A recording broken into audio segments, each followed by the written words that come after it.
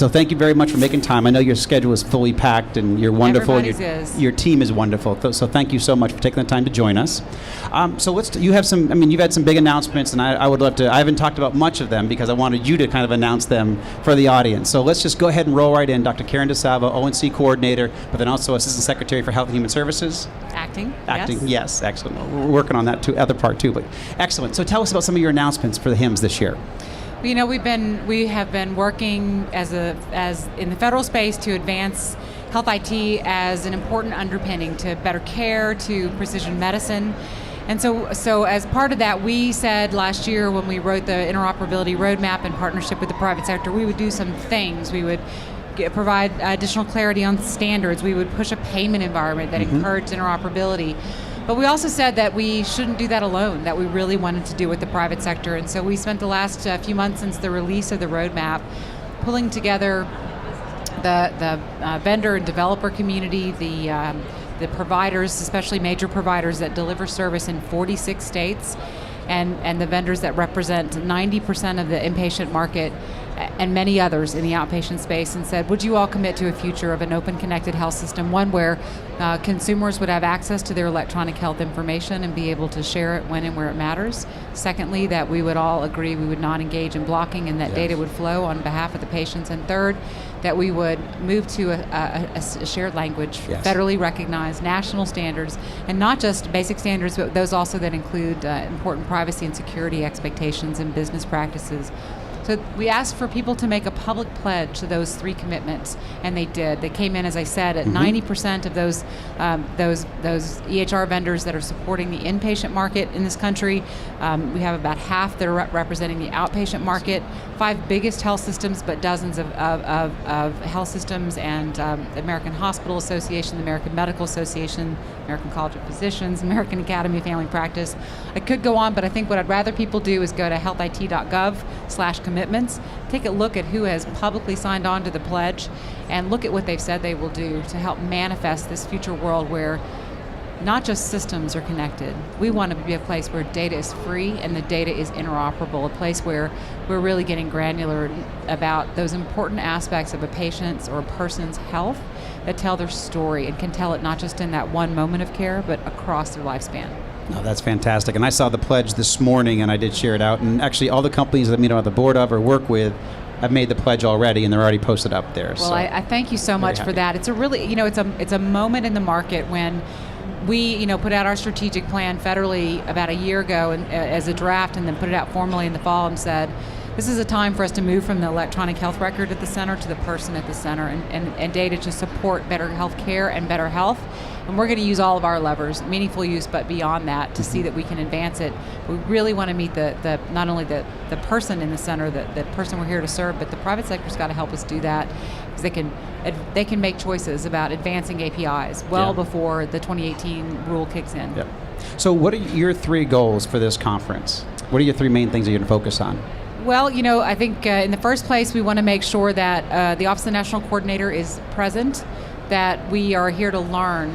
There's so much innovation and excitement at this meeting, and it's a chance for us to get out of our usual space of what we're looking at and really think about what's coming, because the policy and technology world that we need to support is evolving quickly. It's a broader array of health IT, and it's just, I think, a chance for us to make sure we're staying connected. Secondly, it's really important for me as a leader at HHS to demonstrate that all of HHS through the Secretary is working in concert, that this is not an isolated IT agenda, that our IT agenda at HHS and across the federal government is one that is working in concert to enable better health for everyone in this country. And so, for example, this evening at 5:30, I'll be doing a session with my partner and friend, Andy Slavitt, who runs the Center for Medicare and Medicaid Services, someone I get to work with all the time to think about how we're going to build a better business case for health IT beyond what we have already built. So that's number 2.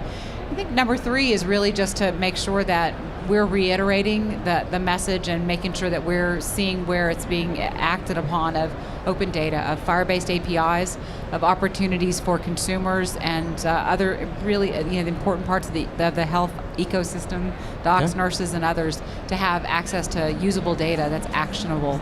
and make it such that the system is not going to move out of what is kind of an adolescent phase. Yep. And get health IT systems to make sure that they're presenting data in a way that makes sense. I heard your previous person talking about how that can be frustrating sometimes, yes. because it's not easy to visualize information, and you're busy. Nurses are super busy in the clinical environment, just like docs are, and we all are in our everyday lives. So we want to make sure we're pushing that agenda about this is not system interoperability only. This is also about data interoperability.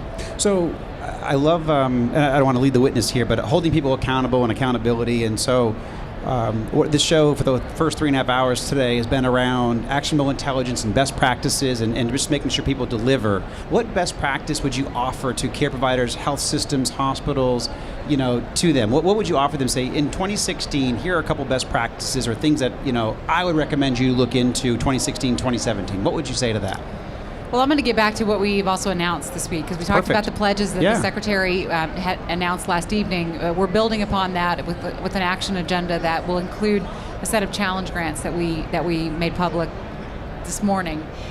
These are an opportunity for the entrepreneurs and innovators out there to work with electronic health record companies and providers to create FHIR-based apps that are going to unlock data and present it to consumers. And one of the challenges to providers, that's using FHIR, you said? I'm sorry, FHIR-based apps. That's fantastic. To present one for consumers, one challenge set for clinicians, and then a challenge that is to create a discovery site, call it a FHIR cloud, if you will, a place where you can go look for these apps. We know that these are being generated. We want to further catalyze the development specifically of platform neutral or platform agnostic FHIR-based apps. So the best practice world I want to see is one where these kind of ideas, apps like that made by Energy for the rheumatologist, that was showcased recently, that can sit on top of any platform, because it's a way that we can unlock that data and present it in a way using an app that is clinically relevant, in that case for rheumatologists, but there's so many other ways that it can be done to present it to clinicians. So I think what I'm trying to say is we want to catalyze the market to use FHIR, to use apps, to leverage APIs, to do that sooner than we're expecting in our rule, in the Meaningful Use Stage 3 rule in the 2015 cert. And help us understand how that creates a pull for the data. Right.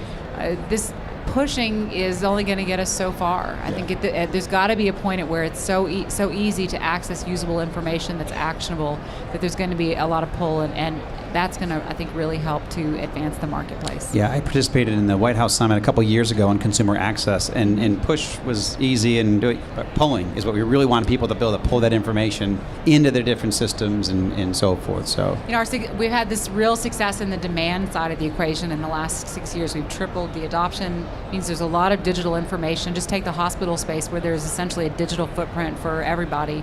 Now we got to work on the demand side. Yep. And there's a lot of demand for big data. We just had a White House event last week where the president himself talked about the need for interoperability to support precision medicine, and he talked about the need for us to step down, put down our shields around blocking, right, to get data out of silos and give consumers access to their information. All of this is really also about creating demand in the research agenda, so that there's another opportunity to pull. Our Sync for Science grants that ONC and NIH announced at that event are similar to these other kinds of challenge grants that I described. We want people to use a technology. We're encouraging FHIR-based apps that sit on API to allow consumers to pull their data from their electronic health record and share with precision medicine scientists. That's fantastic. And there's been a lot of FHIR support on this panel today. We started off with Halamka this morning. We had Farzad and Nish came on, and so everybody spoke about FHIR and the need to accelerate, and even the Argonaut project and how to engage, but for everybody, not just for a select few. So. Yeah, you worry too much about settling on a technology. The hype curve has stayed pretty high for FHIR, and I think that team of the Argonauts has done a great job. I think that the general policy motion that we're trying to take without overprescribing a type of technology is a policy world in which data is free, and we recognize that it is telling a story about a consumer, about communities, about the public's health. And so it needs to be more readily available. It also, though, requires us to all get on the same language and use the same set of standards, because early in this journey of health IT, we let 1,000 flowers bloom, and really we've got to move to a time where we're going to agree on some common standards. Yep. And we propose them as a common clinical data set, though I think that the private sector can really help pull that forward more quickly and innovate just as they're getting more specific on the standards. It's fantastic. So one thing in closing here, that I do a lot of public speaking, and I'm always concerned when I bring up MACRA that so many care providers don't know what it is, haven't researched it, and so I begin to discuss it with them. But is there anything that you can say regarding MACRA and just where, when we should see some rules? I mean, it's summer and spring, summer, and we should see something coming soon. And obviously, this is how a significant portion of our healthcare system is going to be paid, either off of MIPS or alternative payment models. Anything you want to say to that? Because I just love to educate around MACRA. Well, I'm really glad that you raised it, because in the world of things that are going to, in the universe of things that are going to really change our world, let me say it that way. As a doctor, I can tell you, looking at that law and the rulemaking and other activities we have out of it, it's got the opportunity to help us move to a value-based payment system.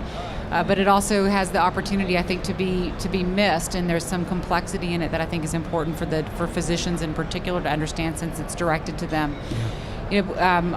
I usually try to start by saying it's the SGR fix, because a lot of us know about the doc fix. Right. And it came through as a way that we could either we could move folks into alternative or value-based payment models, some of which we still have to create. Yes, oh yeah. And then, this incentive payment structure, this MIPS, built into both streams, alternative payment models and MIPS, is the use of certified technology. So that will always be an underpinning, but our opportunity with this law and enacting it at HHS or regulating around it is to get to a place where payment models for docs are more flexible than they were under meaningful use, right, and be able to focus more on interoperability and on data flow and movement, and titrate, I think, our regulatory expectations and really emphasize more on outcomes.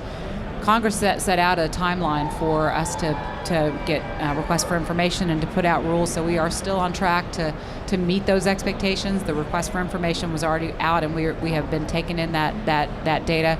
We are planning later this spring to have rulemaking around MIPS and trying to make sure that we meet all of those expectations. But I'm glad that you raise it with docs also, because it's really worth paying attention to. I do want to make certain that we underscore MIPS and the SGR fix bill and the MACRA legislation did not affect meaningful use for hospitals or for Medicaid providers that are in meaningful use. So we still have that challenge ahead of us to think about making sure that meaningful use, successful as it was in the early days, is now going to be a part of this next chapter of really rewarding outcomes and better care, and using health technology instead of an early focus, which was rewarding technology.